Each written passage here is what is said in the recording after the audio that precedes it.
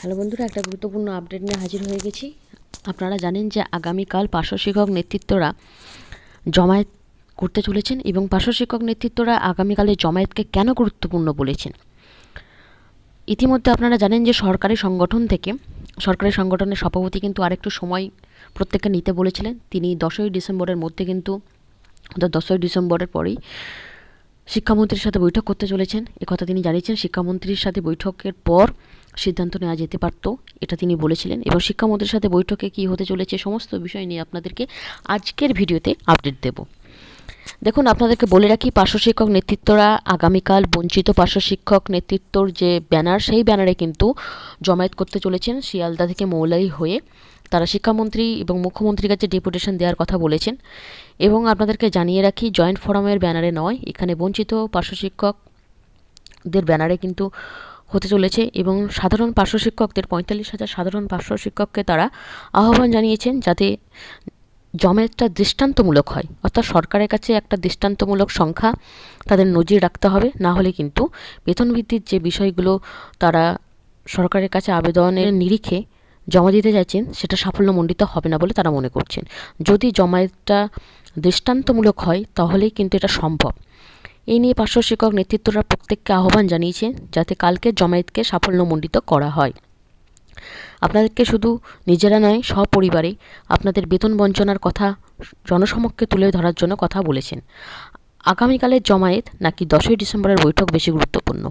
দেখুন, এখন ম্যাক্সিমাম পার্শ্ব শিক্ষকরাই কিন্তু সরকারপন্থী, একদম। এখানে কেউ সরকার বিরোধী নয়। কালকে জমায়েতটাও নাকি সরকার বিরোধী কোনো মন্তব্য থাকবে না। সেখানে সরকারের প্রতি আস্থা রেখে তারা যে এতকাল কাজ করে এসেছে এবং বেতনের যে বঞ্চনা রয়েছে সেটাই সরকারের কাছে তুলে ধরা একমাত্র লক্ষ্য পার্শ্ব শিক্ষক নেতৃত্বদের। তারা এটাই করতে চাইছেন।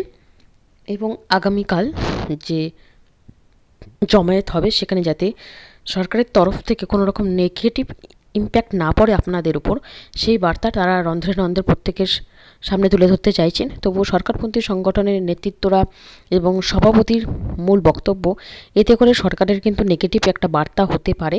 কারণ সরকারের যে বেতন বঞ্চনার কথা আপনারা বলছেন সেটা সরকারেরই নিন্দা করা বা তার এগেনস্টে যাওয়ার বিষয় উঠে আসছে। অথচ বঞ্চিত পার্শ্ব শিক্ষক নেতৃত্বরা বারে বারে বলছেন সরকারের প্রতি আস্থা রেখে তাদের দেয়ালে পিঠ ঠেকে গেছে, এখন তারা আর পিছিয়ে থাকতে চান না। জয়েন্ট ফোরামের সাথে একত্রিত হয়ে তারা 1 মাস অপেক্ষা করেছেন, আর অপেক্ষা করতে চাইছেন না, এটাই তাদের মূল বক্তব্য। দেখুন, এইভাবে কিন্তু প্রত্যেককে আহ্বান জানিয়েছেন আগামীকালের জমায়েতকে সাফল্যমণ্ডিত করতে। এবং সাধারণ পার্শ্ব শিক্ষকরা এই মুহূর্তে হয়তো সিদ্ধান্ত নিতে পারছেন না যে আগামীকালের বৈঠকে অর্থাৎ জমায়েতে যাবেন নাকি সরকারপন্থী সংগঠনের নেতৃত্বদের যে বার্তা, যে 10ই ডিসেম্বরের যে বৈঠক সেটাকে বেশি গুরুত্বপূর্ণ দেবেন, যে তারা যাবেন না। এটা নিজেরা হয়তো ঠিক করতে পারছেন না। তবে আমি বলবো, আপনাদের বেতন বঞ্চনার জন্য যে লড়াই বা যে জমায়েত বলুন, বৈঠক বলুন, সবই গুরুত্বপূর্ণ আপনাদের জন্য। কারণ এর ফল একটাই হবে, যেটা আপনাদের বেতন বৃদ্ধি। সেটা যেন বেশি দূর পর্যন্ত না হয়। কারণ 2025 সাল কিন্তু শুরু হতে চলেছে। 2025 সালের শুরুতে যাতে আপনাদের বেতন বৃদ্ধি হয় সেই জন্য আপনাদেরকে যা যা করার আপনারা নিজেরা নিজেদের সিদ্ধান্ত নিয়ে অবশ্যই করবেন। সেটা সদল বলে জমায়েতই হোক বা গুরুত্বপূর্ণ বৈঠকের জন্য ওয়েট করা, যেটাই হোক না কেন, আপনাদের যেটা মতামত সেটা আপনাদেরকে নিজেদের সিদ্ধান্ত নিজেদেরকেই নিতে হবে। এবং যদি জমায়েতে যাওয়ার মনস্থির যারা করেছেন তারা অবশ্যই যাবেন। তবে যাই হোক না কেন, এটাই আশা করব যাতে অন্যান্য ডিপার্টমেন্টের মতো আপনাদেরও বেতন বৃদ্ধিটা খুব তাড়াতাড়ি হয়। 2024 শেষ হতে চললো, 2025-এর শুরুতেই যদি আপনাদের বেতন বৃদ্ধি হয়, এর থেকে ভালো কিছু আর হতে পারে না।